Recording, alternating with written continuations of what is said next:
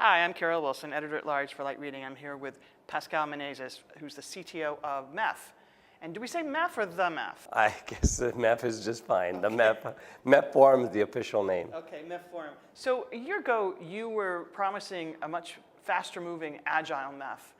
It focused on developing some critical APIs for your lifecycle services orchestration platform. Tell me, update me on the progress there. Well, as you remember, 9 months ago, we said that we were going to start creating these APIs because we had all the framework in place. We didn't have any really code or APIs to show it. And so from January, we started the work. And then basically, we had operators like AT&T, Colt, Orange, and others came in. And they actually defined the use cases. And they actually worked through the modeling. And then they wrote all that up. And then they modeled it. And then they ran it in the tooling. And out came the APIs. And today, we're in November, and that's what, 11 months later. We actually seeing that in products. If you see downstairs in the show, you're seeing all these proof of concepts where it's showing an ONAP, right? And it's showing with other people's product, other members' products in their commercial products of LSO. And so it's amazing. 11 months, you're seeing that API show up, a set of APIs, you know. Okay. And there's more to come, correct? A lot more. I mean, that was showing things like checking a service, if address, if the service available, ordering it. Now there's quoting, there's inventory, all that stuff is being worked on now.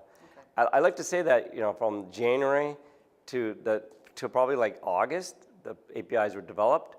We actually rendered that out in tooling, and we actually generated SDKs, software development kits, and then that's why they were able to take that and put that into the product so fast. Okay. So it wasn't just a spec, we actually gave them code reference, sample code, reference implementations, all that kind of stuff. Okay. And so that's made a huge, huge impact of how fast we move. So. Okay. So you're taking another huge step forward with MEF 3.0, which is not Carrier Ethernet 3.0, it's MEF 3.0, yes, right. Moving into a far bigger range of services. And from everything I've heard you talk about, you're really focused on getting to be able to, I think you call it a bump in the line or a line bump? Bump of the wire. Bump of the wire, that's what. Additional services on top of just connectivity. So talk to me a little bit about that. Really, at the end of the day, we've been focused on Carrier Ethernet. It's an $80 billion market growing to $100 billion. Bandwidth will continue to rise.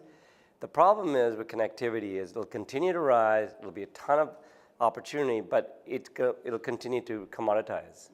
You know, I remember when I was in the industry in, I can't remember, what, 1999, 2000, internet 1 megabit per second was $500 per megabit. Okay, I think it's pennies per second now. Right.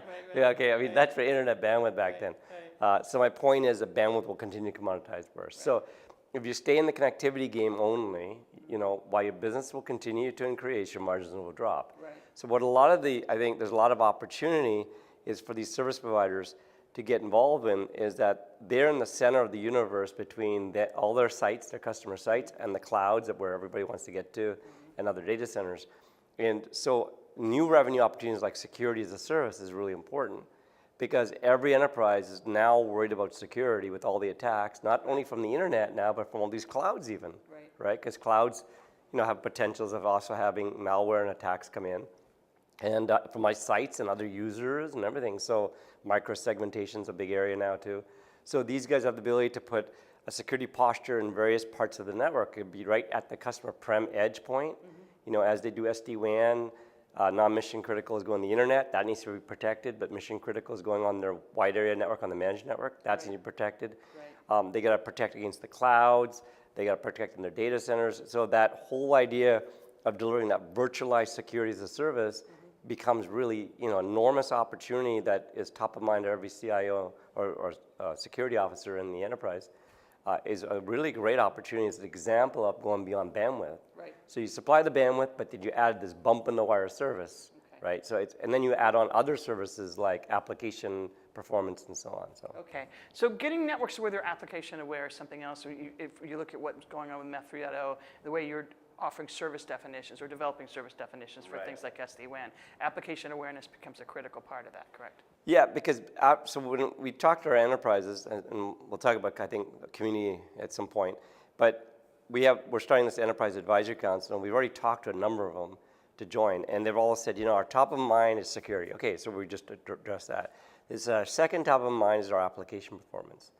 As we go to the cloud, the issue has to be that the ecosystem, the food chain is large, so where their business user is and where the actual IT service is, it's not something they can control anymore, it's somewhere in the cloud. Right. And it depends on the communication fabric to get them there. And they have no visibility to how, when something's happening, what goes wrong. They have no visibility end to end what that looks like. Right. And really, they don't even care about the visibility. They just want that application to run absolutely perfect from an experience point of view, quality of experience. So their users get that quality experience. So this application awareness is another opportunity, a differentiator, but also an opportunity for revenue. It says, we will show you your application performance. We'll make sure it runs right, and give kind of like an SLA now, not on the service, but actually on how applications perform by classes, right? And that's a really great opportunity there too.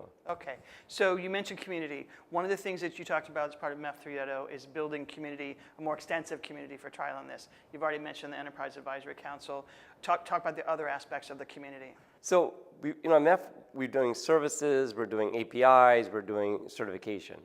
But at the end of the day, to get the adoption, you need to get community to get excited to take this in and embellish it and start implementing it and make that real in life.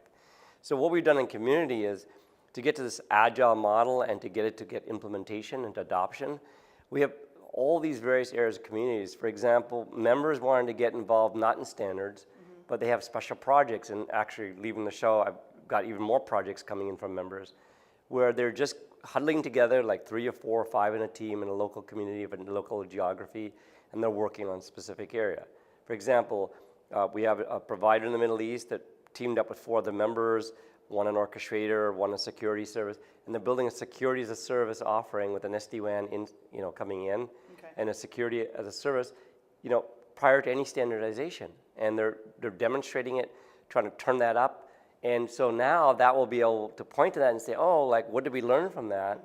And now we can document that as a spec, versus go write the spec for 2 years and then hope we get it right and then implement all the code. So in some respects, it allows you to incorporate some of the aspects of what an open source community does. You're not going to be an open source community, but you pull in the notion of getting a lot of people working on different parts of the problem at the same time. Exactly. And then that becomes the basis to create the specification, right? And we're not open source, but we are using open source computing. It's like doing an integration project, like a proof of concept, but doing all the integration parts and saying, oh, look at all the problems we have, like where, and we're going to fix that, and then learning from that, and then going back to the actual sources where the issues are, getting those fixed, and where we need the APIs to glue them together, we can go fix that, right? So that's really the idea. And then another example is where you have, on the community, we have this MEF development community that we created, and that's a year in the making. We have some of the top universities in telecom, grad students and post-grad students, working on really advanced areas of,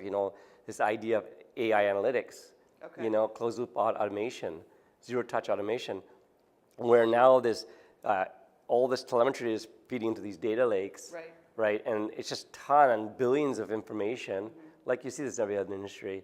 And then what you get is you get events start to trigger off these AI applications to look for something. So an event like a queue overflow from one router or node or network element would then say, hey, why did this happen? And then you might have an event from a lifecycle service orchestration saying a service is not running right. Or an application can send an event saying I'm having a problem and I know it's the network because I'm getting packet loss or jitter. And all of a sudden the AI application looks at the path and says, oh, that queue overflow relates to this application performance and that's the problem. And you get this kind of correlation. Yeah, and then all of a sudden it just ups the queue bandwidth and then the application performs right. Because people don't realize a lot of issues has to do with provisioning that queue, class of service, an MPLS, okay. And if they don't get that right, then packets get dropped, especially in this high priority queue, they call it EFQ. And that's a really predominant problem going on. And it's not elastic, and no one knows their business, what their business is for that given day, They provision it once, think that's what it is, but businesses go through all cycles, morning, day, weeks, months, and people forget about that. So it's a very common problem. Okay, well, obviously addressing a lot of problems. Thanks for being here with me today, Pascal. Oh, thank you, Carol, really appreciate it.